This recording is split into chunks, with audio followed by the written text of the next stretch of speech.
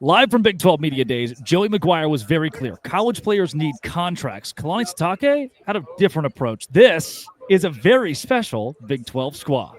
You're talking ball with the Big 12 squad, sponsored by Game Time. From Oklahoma State to Utah, from Kansas State to BYU, from Houston to Texas Tech, it's the local experts of the Locked On Podcast Network bringing you scoops, breakdowns, and the most comprehensive preview of the upcoming Big 12 weekend. Buckle up, it's the Big 12 squad, and we have a seat for you. No hurt feelings and thin skin allowed. Squad up, you're part of the Big 12 squad. Happy Wednesday, everybody. Welcome to a Big 12 squad and a special edition. It is Parker Ainsworth of Locked On Cougs, talking all things Houston, Jake Hatch of Locked On BYU Cougars, and JT Wistrcill of Locked On Utes. We are all live from the Star in Frisco at Big 12 Media Days, and we'll break down the biggest headlines from what we heard from Brett Yormark at the podium to a coaches' roundtable that actually got pretty heated when the guys were all discussing the death of college football as we know it and where we should go to help regulate it. And that is exactly where we'll start. Hey, hit subscribe. We get to keep our jobs if you do that. Thanks for making us your first listen every single day as well. It was the roundtable to me that really stood out on today because it was Joey McGuire who says we need contracts. And then it was Kalani Sitake who immediately after said we need amateurism. He wanted to defend amateurism in college athletics as McGuire was talking about further building these borders around how you operate as employees of your university when you're an athlete. And that to me was maybe the most pointed thing that we heard in a day that didn't have a ton of sound bites to me. Well, I think you're right about that, Drake. Because the biggest thing we took away from this is that these coaches have different approaches to this. BYU's been very adamant saying, at least the boosters have been saying they're not going to be outbid. But have Kalani Satake say, hey, we need to protect college football and amateurism as best we can. I'm not going to lie. I kind of appreciated what Joey McGuire went with because I think it's more and more what Joey McGuire envisions versus what Kalani Satake is envisioning for college football. Yeah, I think it's interesting what you get with these honestly, with like the roundtable, as you mentioned, I was surprised at several of the answers we gave. I mean, Kalani Sitake at one point even voiced like how he would be down for the non-conference schedule to be nothing but P4 opponents. You play someone from the Big Ten, the ACC, and the SEC. I thought that was an interesting idea too. So it was interesting to hear these coaches talk about it, and they do even like they have so much in common, but they have clearly different views of what's best for the sport too as well. And you know, with some of these NIL things, they are so fascinating, right? Because you get everything that's going on with Texas Tech swooping in, landing this 5-star offensive lineman that at one point we thought was Ohio State bound, Texas bound. Utah was trying to get in the running with that too. So it's just very interesting when you have schools that also have benefited greatly from an NIL, BYU being one of those, Texas Tech being another one, right? Like they have differing views. So I think it's very interesting. And we did get some spirited opinions out there, which I thought was a really good to see in a place where sometimes you do get canned answers. It was cool to see those coaches be candid instead. I will say, though, it rubbed me a little bit the wrong way, and I tweeted this out, too, that Scott Frost was kind of more for the old school, older way of things, it felt like. And he also, in the same breath earlier today, said that, you know, he took the wrong job when he went and got a bunch of money in his payday. Like, that was clearly, crazy. At some point in his career, he related to, like, go get the biggest payday, but not the kids, right? That they shouldn't get the biggest pay. That didn't rub me the right way at all. I did appreciate, I thought, Satake wanting the old school way of thinking, but I will say it felt ironic given what we know about how BYU is building their roster, right? Like that felt a little odd as well. Yeah, I thought the coaches, by and large, in the first 8 were fairly uneventful. Maybe Scott Frost was the one that you point out and say, hey, he gave you that soundbite of saying, don't take the wrong job. And you see all around us, coaches still talking to media members and giving their soundbites on their own. Joey McGuire gave a lot to individual media this morning when he talked to ESPN. And past that, I thought it was the roundtable that actually opened the guys up. And it sounds like Texas Tech is very much following the Big 12 model of being open for business. But Jake, BYU is in a boat where if Kalani Sitake had his way, I think Dave Aranda's also kind of in this cohort, that you would do away with paying the student athletes the way they're being paid, or at least the large sums they're being paid. Well, and that's the surprising thing to me, because Kalani's been so adamant about wanting his guys to get compensated for NIL that the tone he struck today kind of stood in stark contrast to what they have said previously about, hey, we're in the game, we're here to compete, we're here to make sure that guys are taken care of financially. And we all know the reputation of BYU when it comes to NIL is they've been very clear that they're willing to spend money, they're willing to make sure guys are compensated, and that's a big reason why they got a lot of guys that signed on with this football program when it came to the transfer portal. So yeah, I was a little bit confused as to this tone being struck by Kalani today, because as you mentioned, it's kind of more in the Dave Aranda field, where I felt like Kalani before this has been more in the Joey McGuire vein. Joey McGuire, interestingly, so he speaks today, Tuesday, as we're recording this, like just a couple hours ago. He also they just signed a $5.1 million deal very publicly. Derek Shelby the agent was very front. Depends on who you talk. 2.3 maybe. Well, but the agent was very upfront about making it a 5.1 deal publicly, and I don't think Joey could have said anything else either. That's only been a couple of days, and when you factor in there's a holiday weekend, it's kind of the most fresh thing on our mind. He probably was the one who could, even if he actually felt that way, couldn't have done it. It's interesting to hear all these coaches talk about enforcement of the rules, because McGuire's a guy we talk about. If there's enforcement of the rules, does that go well for Texas Tech, right? For Baylor, does that match? Some of these schools, if we do enforce the rules, which they say they want to, and they want to get under control and they want to get it regulated, but we've talked about this before too. How does the school then that wants that imposed not also get caught in the crossfires because they did something too? That's what makes this all so interesting. We talked about this a while ago with all the tampering stuff, right? About who's going to actually come out and say, oh, so-and-so tampered me. We did see a little bit Wisconsin and Miami have this lawsuit now, right?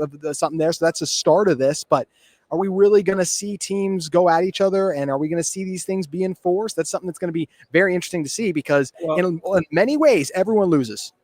Yeah, and they just had a thing with Venmo talking about the new way they're paying players. And Barry Trammell, obviously the Big 12 legend that he is, asked the question to Brett Yormark point blank. Brett, how do you guys stay out of court in terms of the enforcement of this new NIL guardrails? And Brett, to his credit, tried to answer best he can, but at best it came off as, yeah, we don't really know. We'll find out, because this is going to get tied up in court. NIL is going to get challenged in the legal system, and we may very well go back to what it was previously, even though we've just gone through this entire House settlement and having this College Sports Commission and the like set up. Yeah, the CSC was something that Yormark brought up a couple of times, and a couple of coaches did, as well as possibly the governing body that will build that will build the regulations and actually, I don't know, Yormark didn't say punish, but a couple of the coaches have mentioned this accountability that they will bring actually, structure. So Drake, in that Venmo thing, he said the enforcement of this is going to be vigorous, and he said the punishments are going to be punitive. That's what he said. So he actually made some extra comments on that in that Venmo deal they just had. So yeah, he apparently finally has spoken out. He thinks it's going to be punitive, and he says enforcement will be vigorous, I think is the term he used. Yeah, that's the beauty of being at Big 12 Media Days, getting to hear the commissioner talk about Venmo and how they're going to pay players. In 2025, we have Venmo sponsoring a part of Big 12 Media Day. We've come a long way, I guess. We have, and if you ask Kalani Sitake, we're ruining college. If you ask all of the Big 12 coaches that spoke in their 8-man roundtable today, then you're going to get the answer that we are ruining college football. It's the beauty of what we're doing. Chris Kleiman sitting to our left over here, hanging out. Yeah, I can actually see Drake right now, and I can confirm he is as sunburned as you all think he is over these streams as well, too. Always am. Coming up, another big thing Brett Yormark was very clear on: 5 + 11, period. This is a very special Big 12 Media Days Big 12 squad. Today's show is brought to you by FanDuel. Why is it brought to you by FanDuel? Because it's just, whenever you want to get in on the action, FanDuel is right there for you, even in the summer months. So I'm a big baseball guy. I love the Texas Rangers. Even when they're not very good, I can go bet on the money line of the Texas Rangers when they're playing, specifically Parker's Houston Astros. And I can get money from FanDuel. You're already following the action, so why not make it a little more thrilling with FanDuel? I've been using it to track my favorite matchups as well. It keeps fresh daily promotions on ways to keep me in on the action. If you're new to FanDuel, new customers can bet $5, just $5, and get $150 in bonus bets if your first bet wins. Open the FanDuel app today or visit FanDuel.com to get started. Make yourself a same-game parlay and watch a bet ride into the 9th inning with FanDuel. $5 to get $150 if that bet hits. FanDuel.com to get started. Do it with FanDuel and do it today.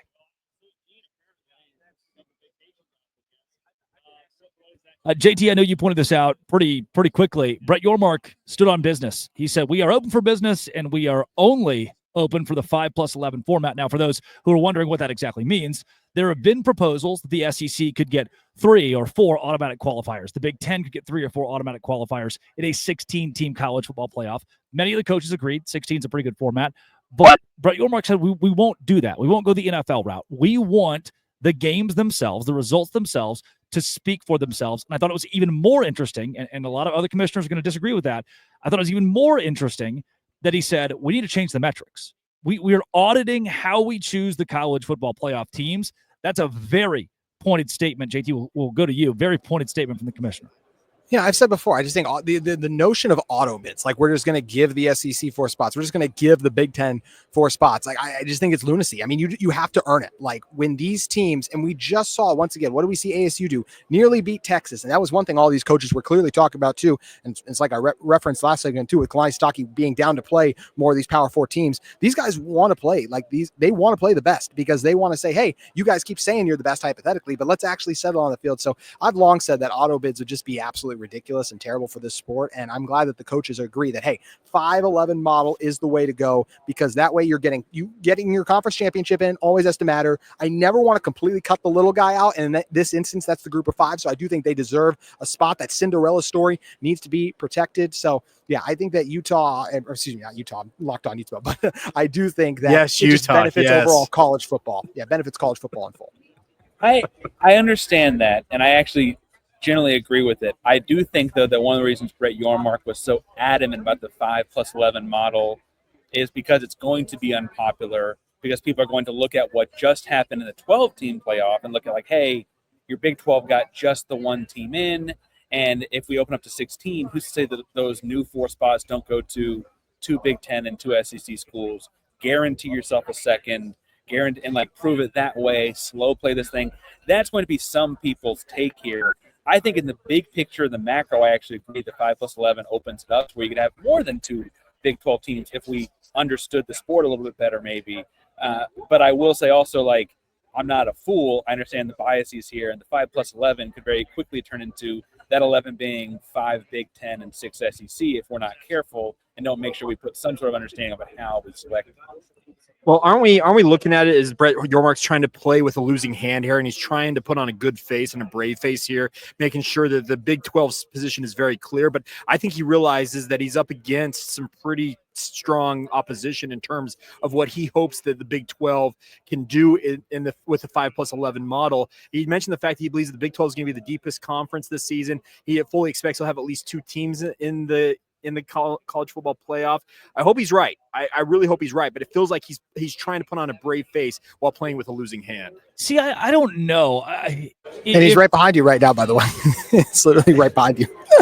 It's say on a commission. If you are Brett Yormark, I think if the cards are in the hand of the SEC and the Big Ten, and you understand that they can strong arm pretty much whoever they want to, then you play ball if you really feel like they can strong arm you into oblivion. If you're in his situation right now and you do think that you can leverage with Tony Petitti or whoever could finally like crack open one of the Big Ten or the SEC commissioners, or go to Jim Phillips and say, if we do this together, we can make it work, then that's when you come to the podium and you say, I'm bold enough. And BY has said it on occasion. Like, he's like, hey, our conference champion shouldn't automatically be in a bye game in the college football playoff. We want it to be decided on the field. He has been very transparent about wanting the best for college football in general. And I don't think he would say something so pointed and say, we have to have 5+11 if he really thought it was a wash and no matter what, the SEC or Big Ten will get their way. No, I think you're right in that, like, he thinks that that's the best way it could happen. That's how it should happen. And frankly, honestly, if that 4th and 13 conversion against Arizona State last year goes like slightly differently, we're probably talking about like, hey, clearly the Big 12 should have had multiple teams in. We saw what BYU did in their bowl game, all those questions. I also love, as we talk about strong arming and Brett Yormark, though, if Drake would just reach his arm around, like, hey Brett, I have a question actually. I think it's really funny. I think that the reason he came out so strong, so adamant, and probably the only like real pushing thing he did or said was because he knows so many people will not be in favor. Like he's openly defying what many people will think as the commissioner of the conference, and he has reasoning that I think we all agree with, even if other ADs or coaches might not. Oh, I thought Jay was going to say something. I just want to jump in and say this. Something else he mentioned too. He feels the Big 12 is the deepest conference in college football. I actually don't know if I agree with that. Do you guys? Hold it. That's segment 3. You Hold didn't. it. We are in person. You still didn't give us a rundown. Like, I just want to make that clear. Because there are so many in person. Your commissioner is behind you, and we're trying to be a professional podcast, and you couldn't give me a rundown still. I should grab him, shouldn't I? It's the beauty of Hyman right there too. So. Yeah, it's the beauty. To be fair, sitting behind Jake is Avery Johnson. Now what? Write it Yeah, everybody's here, dude. Like it's not. This is just we are figuring this out as we go, and that's kind of part of the chaos of. Okay, well, let me Yes, just Jake? I just want to add. Here's the deal. The 5+11 model is, I think, the most, I guess, I want to call it American in terms of earning your way to win a national championship. If we're going to start handing out, if we're going to hand out like 4 to the Big Ten, 4 to the SEC, well, guess what? That it becomes essentially we're just handing them out. I like the 5+11. You make sure that at least there's representation from across the 4 Power 4s. You give the G5 the representation, and then the other 11. Yeah, if the Big Ten or the SEC are the best conference in a given year, then yeah, guess what? They're going to get the lion's share of those conference invites, the actual invites to the CFP. That very well may happen every single year, but I still think it's the most, I guess you want to call it American model, is to have the 11 at-larges. I like that Jake stopped just short of calling the other models communism. He was very close. Very close. Very close. I love that he used just like American instead of using communism. He was like, this one would be more American. The most democratic, you guys. That's what we'll go. Democratic. But there we go. Here's what I will say, and I don't mean to we should probably get away from that actually with my next point, because I think that that's fair.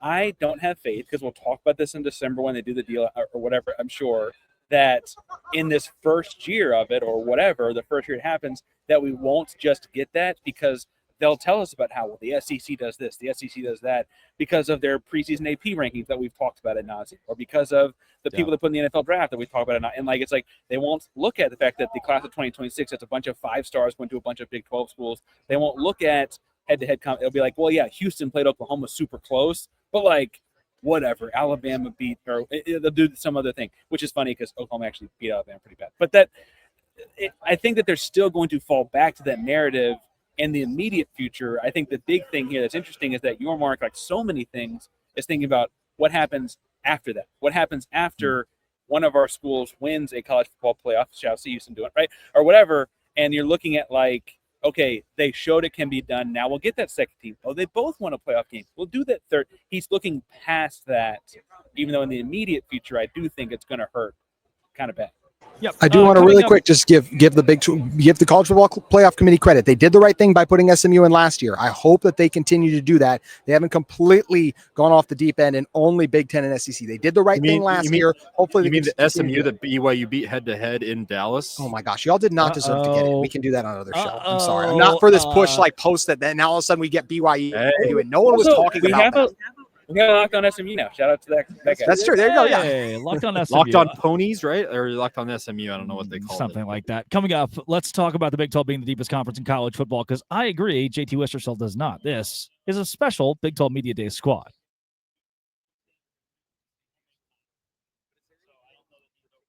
Live with the crew from Big 12 Media Days, Brett Yormark took the podium today and said the Big 12 is the deepest football conference in America. We talked a lot about quarterback play, and we talked overall about how this conference has, even the coaches mentioned the quarterback play being so deep, and that's a major part of how you determine which league goes more than 2, 3, 4 contenders, and that for better or worse, because Yormark said it on parity too. He talked about parity. He said parity's fun, but you need 2 schools. Ideally, a couple of schools will emerge as the top dogs and be elite. But I think this is an immediate shot at the SEC and the Big Ten to say, look, yeah, you've got 2 teams, 3 teams, maybe 4. The Big 12 has 16. We learned last year, 16 teams that can go to the college football playoff. I think that constitutes you being, especially with 9 quarterbacks returning who are all elite, you being the deepest conference in football. More than quarterbacks, though, to me. I look at it like this. And once again, like what I have always been a proponent of is that the best teams deserve to get in. But I do think that's different things. We're saying like, hey, there are Big 12 teams that are better than SEC teams, and saying, hey, it's deeper than the SEC. I just look at some of those South Carolina, LSU. I do think the SEC is probably the deepest conference to me. I look at the level of talent they have, and I'm not trying to be that guy who all of a sudden sells out, but there's just been a lot of SEC programs that do have that power and that prowess where I say, hey, you can give the SEC when it's close gaps, we can give them the benefit of the doubt. But bad losses are still bad losses. That's where I get frustrated. Losing to Oklahoma, losing to Vanderbilt, those are bad losses. Those are bad losses. Just like there's bad losses. Right, losing to Cincinnati last year wasn't great. I know some good teams did that, but I don't think it's the deepest conference. Maybe I'm the only one here with the Big 12. I don't think the Big 12 is the deepest. I still think it is the SEC, honestly. It's how you define deep. Like, that's the thing about this, JT. If you look at the over-under win totals, the deep, speaking of how it's going to be deep, is we have over-under win totals topping out at 9.5 in the Big 12. I think the lowest I've seen is 4. They think that this is a league that's going to be jumbled kind of right in the middle. The concern, to your point, is if you don't have maybe 1 or 2 teams that are 10-2, 11-1, and actually in the college football playoff discussion, that's where it kind of gets off the rails a little bit, where, yeah, you maybe cannibalize yourselves, and the national narrative shifts more towards the Big 10, the SEC, or even the ACC in that respect. Yeah, I think what's interesting here is it's actually kind of 2 different kinds of good. There's good all regular season in terms of entertaining, where you don't know who's going to win on a given Saturday. And I think we could also be like, that's really fun. That's a good product. There's also like excellence, where you're good and you're consistently winning. You're beating some teams by a lot. You're showing dominance on the field. And I think the truth is, as a conference, you kind of want both. And it's, if you had to pick one, what do you pick? And right now the Big 12 is leaning more towards that parity side of things, and that's really fun. And we know ASU, we keep talking about it, almost beat Texas in the college football playoff last year, and then would have had, a college football playoff win on top of it all. But ASU also won some really close games in this conference that, like, honestly, you play them 10 times, they might not win 5 out of 10 of those, right? And so that's part of the fun of what we do. They're different calibers of, like, what is good, what is a good product. And it was interesting today. It wasn't as explosive, but that Brett Yormark did say the other kind of good is actually kind of something we want to have as well. And we've all been pitching this other. So are you saying the SEC? Were you agreeing SEC is deeper or no? No, I don't think. Oh, come on. I wanted to high five you. We're so close to each other. We can't even agree, and we're this close together. Gosh dang it. I will say, though, you should really go top of the SEC once Utah leaves this conference and goes, because that may be one of your future destinations, right? Y'all talk about that all the time. And Utah, is that It's Big 10, though. Let's be honest. It's always the Big 10. There's a piece of this that I will back up, JT. Look at the MAC, and we love Tuesday night action because Miami of Ohio could beat Toledo any given week. Okay. Right? To be fair, we love Tuesday night action because of FanDuel more than anything. Yeah, yes, that's where I utilize FanDuel the most. But they're deep. They have 8 teams that could probably win the MAC any given year. It's a matter of having those teams be a brand that can stand out in college football. Arizona State is not getting coverage on ESPN. Sam Leavitt is. Sam Leavitt's one of the best quarterbacks to play. But Arizona State as a program is just not going to sell, at least not right now. BYU sells. Texas Tech sells. Even Kansas State or Oklahoma State. I think Houston can climb into that category. Utah very obviously is. But if you have a deep conference and that depth is some of your weaker brands, that's where things get really tough. Like the better, if for the next few years NC State dominates the ACC, that's the worst news possible for the ACC. It's only going to hurt them more. They need their brands to win. So the MAC is deep. The Big 12 needs to be the deepest conference in college football, but it needs to matter because the brands are the better brands are deepest. Well, and that's to your point, Drake. You need the BYUs, the Texas Techs. You need your biggest brands to also succeed because there's a double whammy there: winning and obviously name brand recognition. That's what the Big 12 has been lacking. It feels like since they've expanded to the 16-team format, now they need the power brands to finally emerge and start winning their share. I don't mean to always be the guy that jumps to basketball, but we do talk about like NBA coverage and TV numbers being down, but they've had a different champion 8 years in a row. But TV numbers are super high up when it was like the Warriors every year. It was the Spurs so often. It was the Jordan Bulls in the 90s. They won 6 in 8 years. The numbers were through the roof. The numbers are down now that a different team is winning every year. I think Yormark is pointing out that while we're somewhat professionalizing college sports, it might actually be better to kind of have that option where, like, hey, some dynasty that's like the bad guy, the Death Star, would be great to have. People love Drake, greatness. did you just let Brett Yormark get away? I mean, come on, man. He was right there away, within arm's reach. Right behind me. We could have had him to answer all of these questions for us. And I mean, I think the way that he would put it is the depth of the Big 12 is good for the conference overall. Parity, as he already mentioned, isn't the best thing, and you need to find your good teams, your elite teams. But having depth more than the SEC, more than the Big Ten, gives you stronger matchups when, and yeah, man, it's what's tough again. I talk about it a lot. The SEC, they have the number 2 team play the number 6 team every week. Like they've got a top 10 matchup somewhere there every week. We have a lot of number 24 versus number 19, number 17 versus number 22, number 15 versus number 16. And that's where the depth is. You have your 6th best team that's like, wow, they're actually a really good football team. But again, looking back at last season, if that team is Colorado is probably 4th or 5th in the Big 12, right? Kansas State is somewhere sitting in that same spot. Are you talking about the brand thing? Is that what you're talking about right now? Mostly, yes. Well, I was going to say, I just don't feel like there's a massive difference between the national perception brand-wise BYU versus ASU right now because neither one have been a football powerhouse. So I don't think there's a massive gap there. I think someone is trying to fill and become that. Spoken like a true Ute homer he is. Come on now. Say that one more time. Spoken like a true Ute homer that you are. No, BYU's not named brand. I have never. BYU is a big brand in Provo, and it's still a brand that has. BYU is probably the biggest brand in the Big 12, but I do not think it is much more than an ASU. There you go. Yeah, biggest brand in the Big 12. Clip that. Probably. Right yeah. I mean, I think they are. I do. But I don't think it's that big of a difference between them and ASU because I don't. If you ask anyone like from SEC country about either of those teams, they're gonna be like. In fact, they probably would lean more recently to ASU just since they won most recently. Even if BYU was number 2 last year, you ain't first, you're last, like Ricky Bobby said. That's true. He did say that. Thank you for bringing a Talladega Nights quote to it. We can't do righteous Gemstone's a good one too. I couldn't get to that. Gemstones quotes would also work.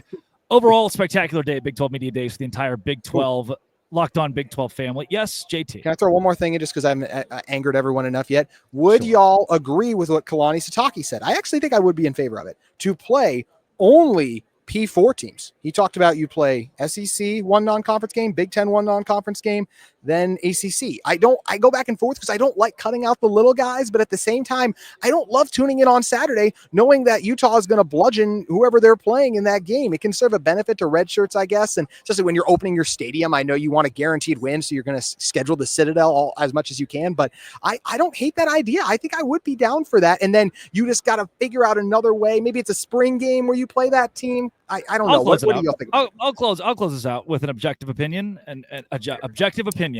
This is good. Utah goes 12-0. Their 3 non-conference games were Wake Forest, Southern Utah, the Citadel. Utah goes 9-3. Their 3 non-conference games were Ohio State, LSU, and Clemson. One of those teams gets in the college football playoff. One does not. Strength of schedule doesn't matter in our sport the way that we think it does. And until that changes, keep whoever you want on your schedule. Make it as easy as possible because it's just about wins. Unbelievable day at Big 12 Media Days. Wrong. JT Wistrcill, Parker Ainsworth, Jake Hatch talking all things Utes, Cougars of BYU, Cougars of Houston, and Cougars of BYU. This has been and always will be a very special Big 12 Media Days Locked On. Thanks for making our shows your first listen every single day. Dose Grande Squad.